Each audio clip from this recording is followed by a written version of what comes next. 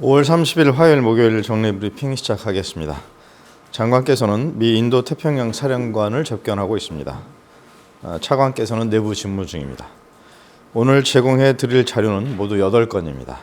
먼저 국방부는 오늘 국방부 장관 주관으로 사고 예방을 위한 전군 주요 지휘관 회의를 개최했습니다. 두 번째로 신원식 국방부 장관은 6월 2일까지 싱가포르에서 개최되는 제21차 아시아 안보회의에 참가합니다. 세 번째로 신원식 국방부 장관은 오늘 오전 미 인도 태평양 사령관 사무엘 파파로 대장을 접견하고 한미 동맹 주요 현안과 영내 안보 정세에 대해서 논의합니다. 네 번째로 국방부는 오늘부터 내일까지 2024년도 우수 상용품 시범 사용 제품 설명회를 개최합니다. 다섯 번째로 해군은 인천 송도 크루즈 터미널에서 해양 안보의 중요성에 대한 대국민 인식을 확산하고 국가 해양력 강화 필요성에 대한 공감대 형성을 위한 제21회 함상 토론회를 개최합니다. 여섯 번째로 공군은 이영수 공군참모총장 주관으로 제152기 학사 사관 후보생 임관식을 거행합니다. 일곱 번째로 병무청은 전쟁기념관에서 제21회 병역 명문가 시상식을 개최합니다. 마지막으로 국방부 유해발굴 감식단은 지난 2022년 경북 칠곡에서 발굴된 6.25 전쟁 국군 전사자 유해의 신원을 고 김희정 중위로 확인하고 오늘 유가족 자택에서 호국의 영웅 귀환 행사를 거행합니다. 자세한 내용은 보도자료를 참고해 주시기 바랍니다. 네, 질문하시면 답변 드리겠습니다. 네, 박수찬 기자님. 질문 드리겠습니다. 추가로 지금 새로 발견된 게 있는지, 그리고 아니면 추가로 공중에 날아온 합참 공보실장입니다. 문의하신 것에 대해서 약 260여 개가 현재까지 발견되었고 현재 공중에 있거나 새로 발견되는 것은 없습니다. 그럼 그 중에 혹시 전단이라든지 USB든지 CD든지 어쨌든 간에 뭔가가 적혀 있거나 저장이나 할 수 있는 기능이 있는 게 발견이 됐나요, 혹시 그런 거? 전단은 없었습니다. 풍선에 대해서 개괄적으로 다시 입장을 설명드리면 북한군은 5월 28일부터 29일까지 북방 한계선 이북의 다수 지역에서 다량의 대남 오물 풍선을 부양하였습니다. 북한군이 살포한 대남 오물 풍선은 경기, 강원 및 수도권과 충남 계룡, 경남 거창 등 남부 권역에 광범위하게 낙하하였습니다. 풍선의 적재물에서 담배꽁초, 퇴비, 폐건전지, 폐천조각 등 각종 오염 물질이 확인되었고 현재 관련 기관에서 이를 정밀 분석 중에 있으며 현재까지 화생방 오염 물질은 발견되지 않았습니다. 우리 민간단체가 생필품을 포함하여 인도주의적 차원에서 부양하고 있는데 북한군이 오물풍선을 날리는 것은 이를 차단하기 위한 것이며 명백한 정전협정 위반이며 반인륜적이고 저급치졸한 행위입니다. 우리 군은 북한군의 활동을 예의주시하면서 풍선 부양 원점에서부터 감시 정찰을 하였고 풍선 식별 시 이를 실시간 추적 감시하면서 안전 대책을 강구한 가운데 수고하고 있으며 국민 안전을 최우선에 두고 유관기관과 긴밀히 협조하여 조치하고 있습니다. 북한의 대남 오물 풍선으로 인해 발생하는 모든 책임은 전적으로 북한에게 있으며 다시 한번 북한의 반인륜적이고 저급, 치졸한 정전협정 위반 행위를 즉각 중단할 것을 엄중히 경고합니다. 또 질문 있으십니까? 한 가지만 더 질문 드릴게요. 네.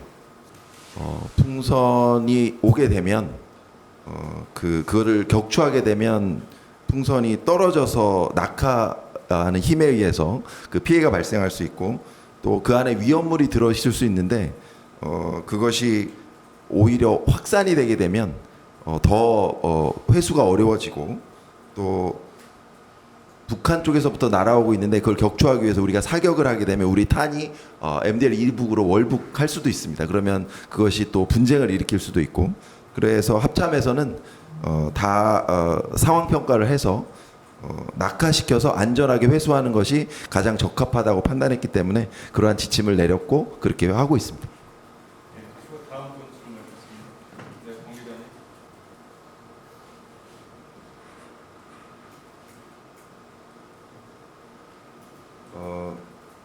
김여정 발표 관련하여서는 우리 그 북한군의 이러한 행위는 군사 작전이며 또 우리 남남 갈등을 유도해서 우리 그 민간 단체가 하고 있는 풍선 부양을 차단하기 위한 정치적 목적에 저급하고 치졸한 그 반인륜적인 행위라고 설명드릴 수 있겠습니다.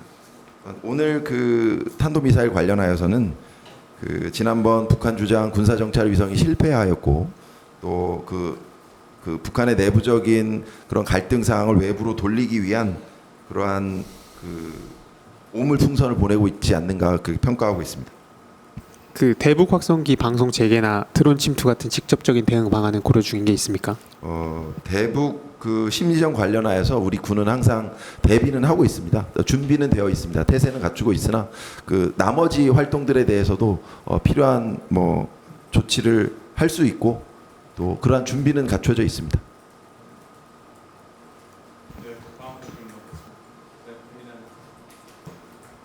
어제 그 알려드린 바와 같이 16시 이후로 공중에 있던 풍선은 없습니다. 지금도 없고 그래서 약 260개로 설명드린 게 또 어제와 동일한 것입니다.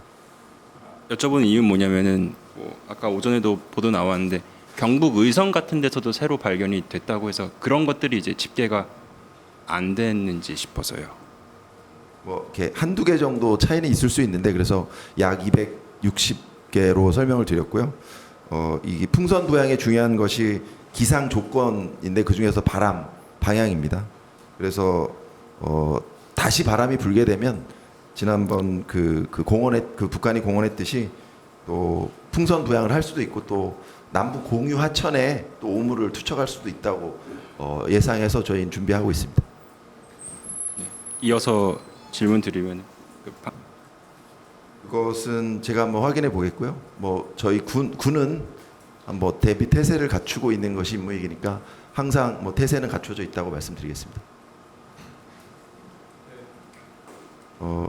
우리가 발견한 것이 약 260개니까 뭐 그보다는 더 보냈을 수 있고 뭐 저희가 아까 말씀드렸듯이 그 부양하는 원점을 감시하고 있습니다.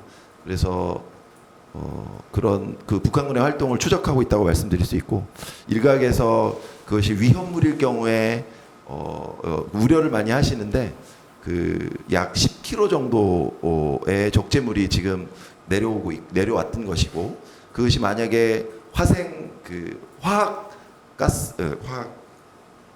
물질이 들어가 있다면 그것이 공중에서 이렇게 터졌을 때 그것이 지상에 내려오면 유독성이 없습니다. 또 이렇게 너무 확산이 되기 때문에 그래서 그렇게 큰 걱정은 안 하셔도 되지 않을까 생각합니다.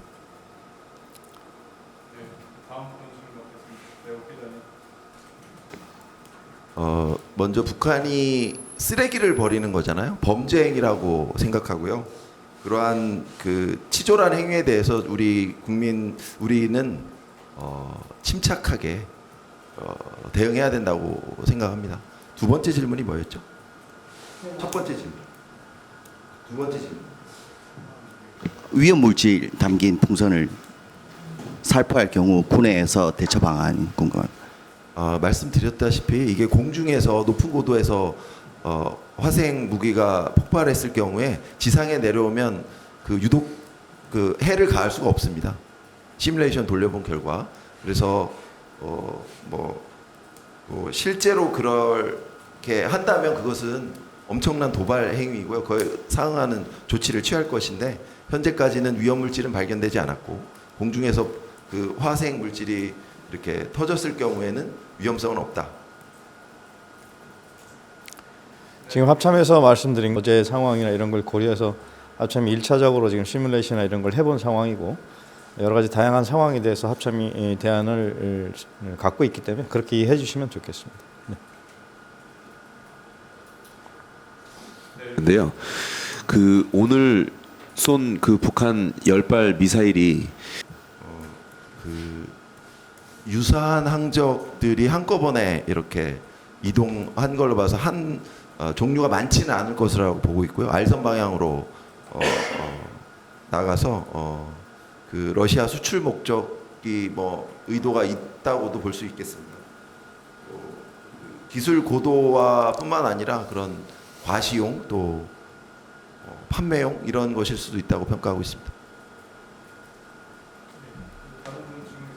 비용 사퇴 입장문 작성을 논의를 했다가 대통령실과 전 국방부 장관 통화에 임전 사단장의 복귀를 지시했다.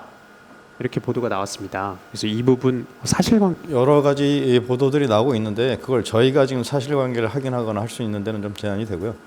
지금 뭐 군사법원이나 경찰에서 그 사실관계를 확인하고 수사가 진행 중이기 때문에 또 재판이 진행 중이기 때문에 그 과정을 좀 지켜보셔야 될 것 같습니다. 네, 윤 기자님. 저 김 기자님 먼저 질문 받겠습니다. 네, 연합뉴스 김지현입니다. 그 아랍에미리트 인원들이 오산 공작사 방문했다는 보도가 있었는데 그건 좀 확인을 해봐야 될 것 같고 만약 뭐 사실인지 여부를 저희가 말씀드릴 수 있는지 한번 체크를 해보겠습니다. 네, 윤 기자님. TV조선 윤동빈입니다. 그 국방부 대변인께 질문드리겠는데요. 그 글쎄 그걸 지금 아직 제가 답변 드릴 수 있는 상황은 아닌 것 같고 뭐 검토를 하고 있는지 또 여러 가지 다양한 방안을 생각하고 있을 텐데 아직 결정된 게 없어서 지금 현재로서는 제가 답변 드릴 수 있는 사안은 없을 것 같습니다. 그 제가 파악하기로는 이거 뭐 거의 결정이 다 됐고 신원식 장관께서 이거 되게 의지 가지고 추진하고 계시는데 혹시 그 북한 정책과가 전에 주 임무가 대북 협상이었잖아요. 그래서 그 주 임무가 바뀌는 거에 대해서 혹시 실무진의 뭐 반발이 있거나 뭐 좀 뭐 그런 게 있어가지고 이게 뭐 좀 공식 피지가 이렇게 아직 뭐 확인이 뭐 어렵다 이렇게 나오는 건지 여쭤봅니다. 그래서 이제 어제 보도를 하셨고 어제 보도를 하신 뭐 여러 가지 취재 내용도 있으시겠지만 글쎄 그게 이름이 바뀐다 그래서 그게 실무진이 뭐 그것을 반발하는지 또 그것 때문에 무슨 어떤 의지를 갖고 출연한 건 이것은 조금 더 저희가 정제돼서 말씀을 드려야 될 것 같고 아직은 뭐 그렇게 정확한 내용은 아닌 것 같습니다. 네. 네. 네, 차 기자님. 그 부분 현재 수사 또는 조사가 이루어집니다. 그 가까운 군병원이 가지고 있는 역량, 진료 역량, 또 의료기기 이런 부분을 판단했을 때 조금 더 민간 의료기관의 지원을 받아야 될 부분이 있다라고 판단을 했을 수 있고 그래서 이제 지역 의료 체계에서 그런 지금 도움을 받으려고 했었는데 일부 언론도 지적하시지만 그 부분이 조금 시간이 얼마나 걸렸냐, 왜 그랬냐 하는 그 부분은 지금 경찰에서 지금 수사를 하고 있으니까 조금 더 지켜보시면 좋을 것 같습니다. 추가로 하나만 더 좀 여쭈면은 그 국군 홍천병원이 한 60km 정도 떨어졌었다 뭐 이런 의료계 주장들이 있습니다.